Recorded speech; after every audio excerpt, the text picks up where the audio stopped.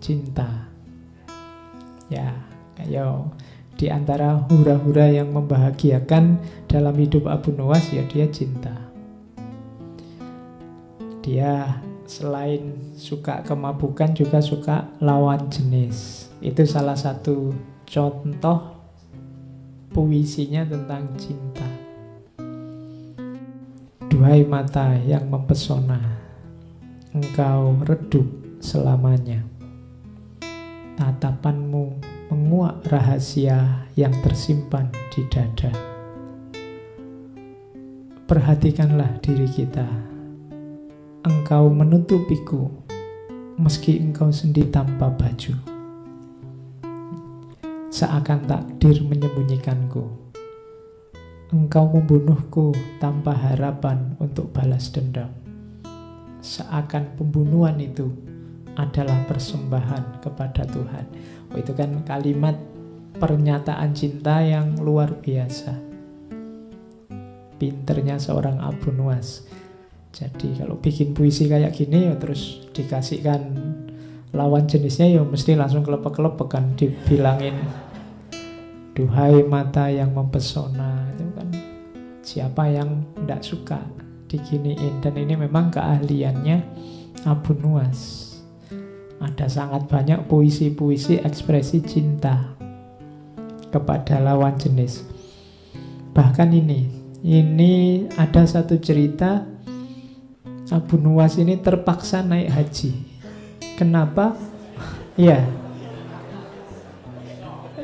terpaksa, memaksa dirinya naik haji. Kenapa? Karena dia jatuh cinta sama perempuan namanya Jinan.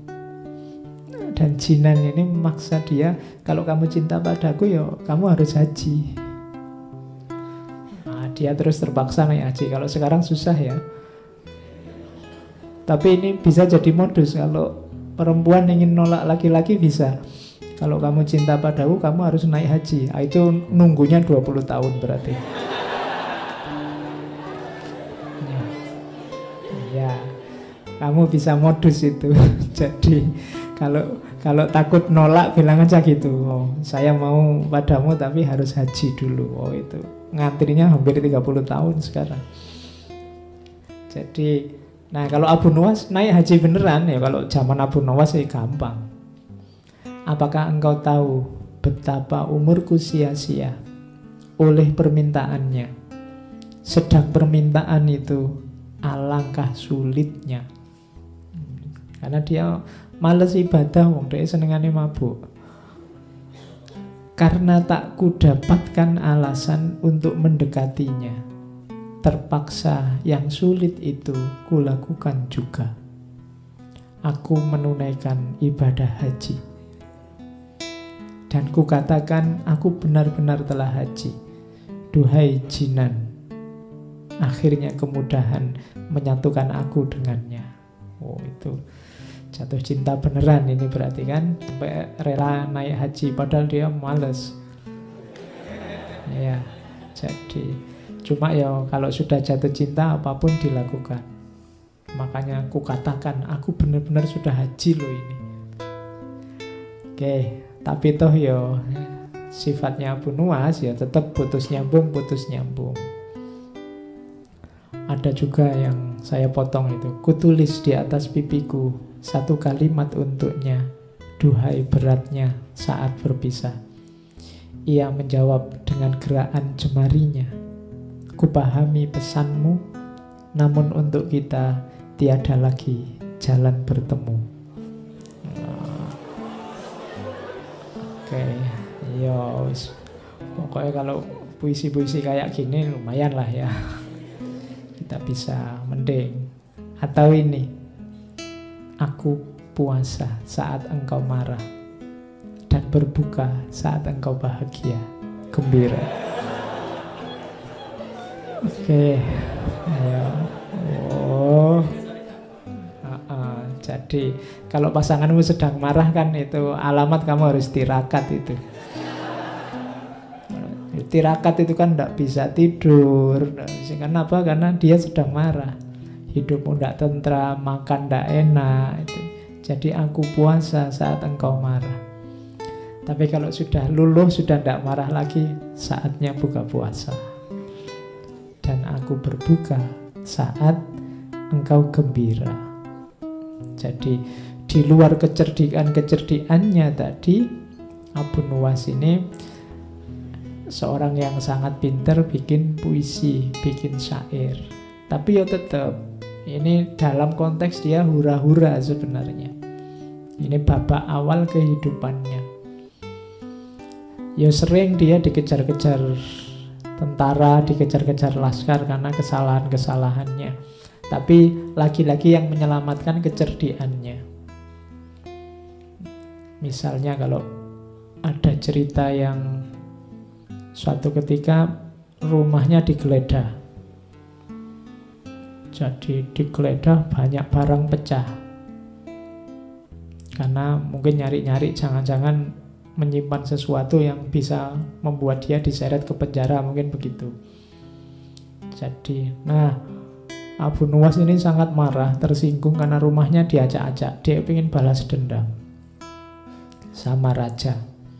Akhirnya satu ketika dia beli roti, rotinya dibiarin busuk sampai banyak lalatnya. Terus roti ini ditutup, dibawa ke depannya Harun al-Rasyid. Ini sudah misi balas dendam ini. Karena dia tersinggung rumahnya diacak-acak. Terus dia menghadap, wahai raja yang adil, saya menuntut keadilan. Katanya engkau raja yang adil berarti harus bisa memenuhi tuntutanku. Terus Harun al-Rasyid tanya, keadilan apa yang mau kamu tuntut? Siapa yang mau kamu tuntut? Siapa yang tidak adil padamu? Terus dia bilang, lalat. Saya punya roti ternyata didahului oleh lalat, sehingga saya sekarang tidak bisa memakannya. Lalat ini sudah tidak adil pada saya. Ya Harun al-Rasyid ketawa aja. Oke lah terus maumu gimana? Tolong Baginda ngasih perintah bahwa saya punya hak untuk memukul lalat dimanapun dia ada. Akhirnya, ya wis, tidak apa-apa. Untuk menghiburmu, sekarang kamu boleh kalau ada lalat kamu pukul saja. Itu Abu Nuwas sudah siap-siap bawa pentungan. Terus dibukalah roti itu, lalatnya nyebar kemana-mana. Ada nempel di kaca, nempel di mana. Dia akhirnya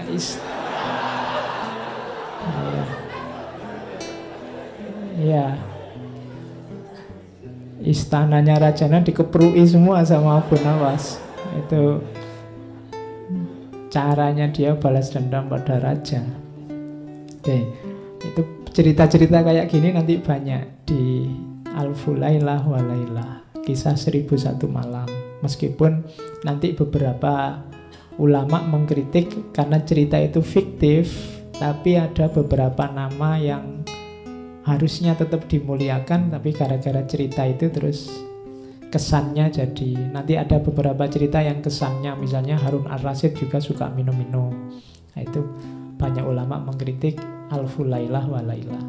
Karena di beberapa bagian nanti muncul tokoh Abu Nuwas. Karena ya memang ceritanya selalu banyak dengan Harun al-Rasyid. Saya tidak tahu kok jarang sama Al-Amin. Padahal banyak syair, banyak cerita yang beliau justru dekatnya sama Al-Amin. Bahkan tadi yang kelanjutannya mukul-mukul itu, rajanya juga terus pengen balas dendam. Tapi tetap kalah kalau sama Abu Nuwas. Jadi satu ketika rajanya ini ingin balas sama Abu Nuwas. Abu Nuwas diajak berburu. Di tengah jalan kok mendung mau hujan. Nah, Abu Nuwas ini naik keledai yang tidak bisa cepat, sementara raja sama pasukannya bisa naik keledai cepat. Terus rajanya bilang, ini sebentar lagi hujan, pokoknya pedomannya kita berburu ini tidak boleh baju kita basah kehujanan. Jadi silahkan nyari tempat perlindungan sendiri-sendiri. Begitu tiba-tiba hujan deras, ya kalau yang pakai kuda yang larinya cepat enak, raja dan pasukannya cepat bablas ke depan. Abu Nuwas ini pelan-pelan. Tapi raja begitu nyampe di depan, nyari-nyari tempat perlindungan tidak ada. Akhirnya tetap basah. Nah, pelan-pelan dari jauh tiba-tiba datang Abu Nuwas. Orang-orang heran, ini semua bajunya basah. Dia yang pelan-pelan kok tidak basah. Harusnya kalau ikut keputusannya raja tadi, yang dihukum justru prajurit-prajuritnya yang banyak yang basah. Orang heran semua. Loh Abu Nuwas, kok bisa kamu tidak basah sama sekali? Iya, saya itu takut sama keputusannya raja, yang bajunya basah mau dihukum. Jadi yang lain sudah bablas ke depan, begitu hujan saya ya daripada capek-capek nyari perlindungan ya tak copot saja bajunya, tak lipat terus tak dudukin di atas keledai. Ya, jadi bajunya tetap kering, badannya basah tidak apa-apa, kan yang tidak boleh basah bajunya. Oke. Ya akhirnya dia selamat, tidak jadi disiksa oleh rajanya. Oke, itu cerita-cerita tentang Abu Nuwas masa muda. Dia suka hura-hura, suka mabuk, dan lain-lain. Sekarang babak baru kita masuk pertobatannya. Nah, kuncinya nanti di sini sebenarnya. Yang mulai banyak hikmah-hikmah yang bisa kita ambil dari kisah hidup seorang Abu Nuwas. Ada versi-versi tentang mengapa kok Abu Nuwas tiba-tiba tobat. Yang pertama ada yang bilang karena di penjara. Ketika di penjara kemudian dia sadar hidupnya jadi tambah religius. Ada juga yang versi kebalikannya, versi kedua malah sebenarnya dia tidak pernah tobat. Ada yang bilang bahwa dia cuma acting aja biar keluar dari penjara. Jadi aslinya ya tetap kayak Abu Nuwas yang lama. Ada yang bilang begitu. Tapi dari syair-syairnya belakangan kelihatannya ya dia benar-benar tobat. Ada versi lain, versi kedua. Jadi ada cerita satu ketika ini malam ganjil Ramadan, ya mungkin malam Lailatul Qadar. Nah, Abu Nuwas masih tetap dengan aktivitas biasanya, mabuk. Jadi waktunya orang terawih, waktunya orang tadarusan, dia mabuk. Tiba-tiba didatangi orang ke depannya, langsung nuding wajahnya. Orang ini bilang, "Wahai Abu Hani, jika engkau tak mampu menjadi garam yang melezatkan hidangan, janganlah engkau menjadi lalat yang menjijikkan, yang merusak hidangan itu." Jadi kalau kamu mau rusak, rusaklah sendiri, tapi jangan merusak yang lain. Waktunya orang tadarus, waktunya orang tarawih, kamu merusak situasi. Nah, itu peringatan keras bagi Abu Nuwas yang membuat dia tiba-tiba sadar. Entah siapa orang ini, tapi ini membuat dia tersadar bahwa selama ini mungkin dia kecewa dengan masyarakat, mungkin dia mengkritik masyarakat, tapi dengan semua yang dilakukan sebenarnya dia sedang nambah masalah baru di tengah masyarakat. Jadi orang hidup itu kan kalau bisa ya memang masalah di tengah masyarakat pasti ada. Cuma kalau bisa kita jadi problem solver. Kita jadi yang menyelesaikan masalah. Bukan part of the problem, bukan bagian dari masalah. Apalagi menjadi pembuat masalah. Apalagi jadi orang yang selalu bikin masalah. Nah, kadang-kadang kita ini ingin menyelesaikan masalah, tapi yang lahir adalah nambah masalah baru, yang masalah lama tidak selesai. Gayanya kita ingin menyelesaikan problem, tapi yang lahir justru problem baru, dan problem lama tidak selesai. Dan kalimat ini langsung ditujukan di depannya si Abu Nuwas. Kalau engkau tidak bisa menambah kelezatan hidangan, jangan hidangan, jadi yang merusak hidangan. Merusak hidangan berarti nambah masalah. Dari situlah nanti Abu Nuwas terus sadar dan dimulailah fase baru, hidup jadi ulama, bahkan beberapa menyebut terus dia jadi sufi. Tapi tetap lucu, enggak apa-apa. Ya, karena sudah khasnya beliau, hidupnya memang tidak bisa kok kaku. Dia lentur. Makanya terus kesannya dia lucu, bisa beradaptasi dengan situasi apapun.